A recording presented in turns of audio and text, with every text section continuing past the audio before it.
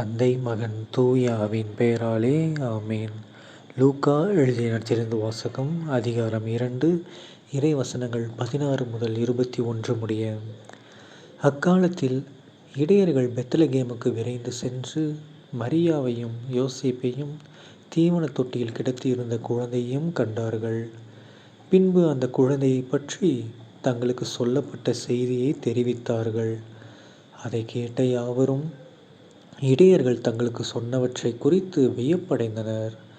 ஆனால் மரியா இந்நிகழ்ச்சிகளை எல்லாம் தம் உள்ளத்தில் இருத்தி சிந்தித்து கொண்டிருந்தார்.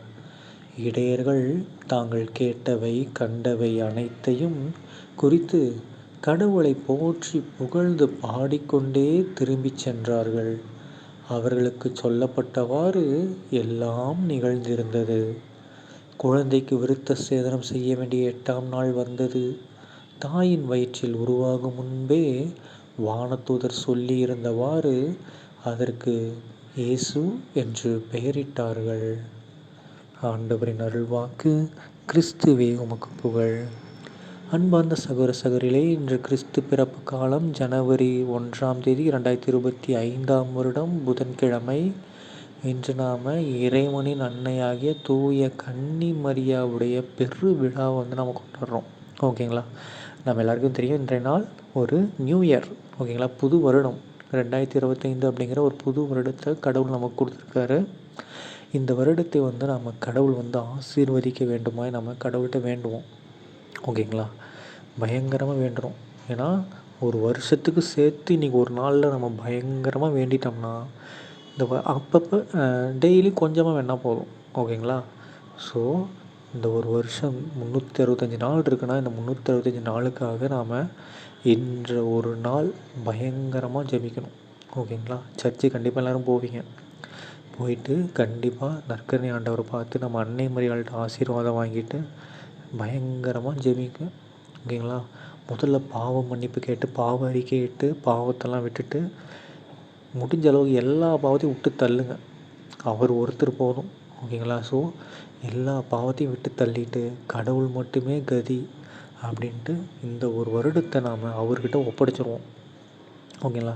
மற்ற மதத்தினர் தான் ஏதோ ஜாதகம் பார்க்குறோம், ஜோசியம் பார்க்குறோன்னு சொல்லி ஏதோ சொல்லுவாங்க. இது நடக்குது, அது நடக்குது, 7.5 நடக்குது, 8.5 நடக்குது, 8ஆம் வீடு 9ஆம் வீடுன்னு ஏதோ சொல்லுவாங்க.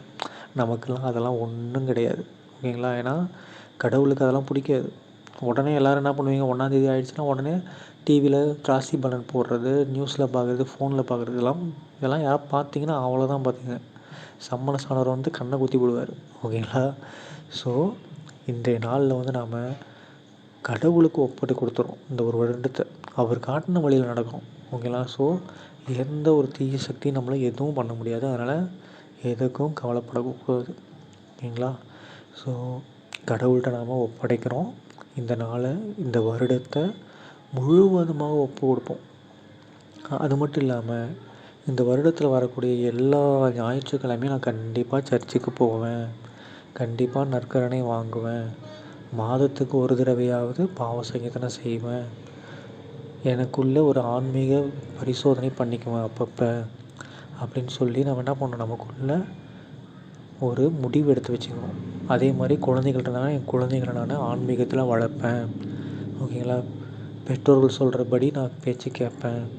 என்னுடைய நேரங்களை ஒன்று என் வாழ்க்கை முன்னேற்றத்துக்காக பயன்படுத்துவேன், இல்லைன்னா கடவுளுக்காக பயன்படுத்துவேன், குடும்பத்துக்காக பயன்படுத்துவேன். அதை தவிர வேறு எதுக்காகவும் பொழுதுபோக்குக்காகவும் வேஸ்ட் பண்ணுறதுக்காக நான் பயன்படுத்த மாட்டேன் அப்படின்னு சொல்லி நம்ம முடிவெடுப்போம். ஓகேங்களா? சில பேர் ஜிம்முக்கு போவோம், எக்ஸசைஸ் பண்ணணும்னு எடுப்போம். ஓகேங்களா? அதுவும் நல்லது தான், அது எடுக்கலாம். சில பேர் உடலை வலுப்படுத்துவாங்க, உள்ளத்தை வலுப்படுத்துவாங்க, புது புது ஸ்கில்ஸ் கற்றுக்கிறது. ஓகேங்களா?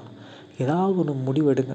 இந்த வருடத்தோட தொடக்கத்துலேருந்து நாம் என்ன பண்ணோம், ஏதாவது ஒரு முடிவெடுத்து ஒரு கெட்ட பழக்கங்கள் அதெல்லாம் விட்டுருங்க. தேவையில்லாத விஷயம், அது பேரே கெட்ட பழக்கம். யாராவது நல்ல பழக்கம்னு சொல்கிறாங்களா? கிடையாது. கெட்ட பழக்கத்தை விட்டுருங்க.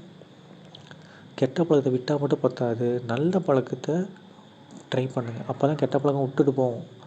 அதுக்கு அப்படியே நேர் ஆப்போசிட்டாக இருக்கிற நல்ல பழக்கத்தை ட்ரை பண்ணணும். ஓகேங்களா? அப்படி பண்ணோம்னா கண்டிப்பாக என்ன நடக்கும், எல்லா தீய சக்திகள், தீய இது உங்களை சுற்றி இருக்கிற எல்லாம், உங்கள் குடும்பத்தில் இருக்கிறது, உங்கள் தெருவில் இருக்கிறது, உங்கள் ஏரியாவில் இருக்கிறது, உங்கள் ஊரில் இருக்கிறது எல்லாம் விட்டு ஓடியே போயிடும். ஸோ இந்த நாள், முதல் நாள் நீங்கள் எடுத்து வைக்கிற ஸ்டெப்பு பயங்கர ஸ்ட்ராங்காக இருக்கணும். அதுக்காக தான் இவ்வளோ நேரம் பேசிகிட்டு இருக்கேன். ஓகேங்களா? அதனால் இந்த முதல் நாள் ஸ்டெப்பு கடவுளை நோக்கி ஸ்டெப்பாக இருக்கணும். இது வரைக்கும் நம்ம பேக்வேர்டில் போயிட்டோம், கடவுளை விட்டு பின்னாடி போயிட்டோம். இப்போ ஃபார்வேர்டில் ஒரு ஸ்டெப் எடுத்து வச்சிங்கன்னா கெட்ட சாத்தான்கள் எல்லாமே அதிர ஆரம்பிச்சு பயந்துக்கும். அதனால் முடிஞ்ச அளவுக்கு ஒவ்வொரு ஸ்டெப்பாவது எடுத்து வைக்க ட்ரை பண்ணுங்கள். ஓகேங்களா? நம்மளும் ட்ரை பண்ணுவோம். கண்டிப்பாக இந்த புது வருடம் நமக்கு சூப்பராக இருக்கும். தந்தை மகன் தூயாவின் பெயராலே ஆமீன். இயேசுவுக்கே புகழ், இயேசுவுக்கே நன்றி, மரியே வாழ்க. இயேசுவின் ரத்தம் ஜெயம். ஹல்லேலூயா, பிரைஸ் தி லார்ட். அண்ட் உங்கள் எல்லாருக்கும் ஹாப்பி நியூ இயர்.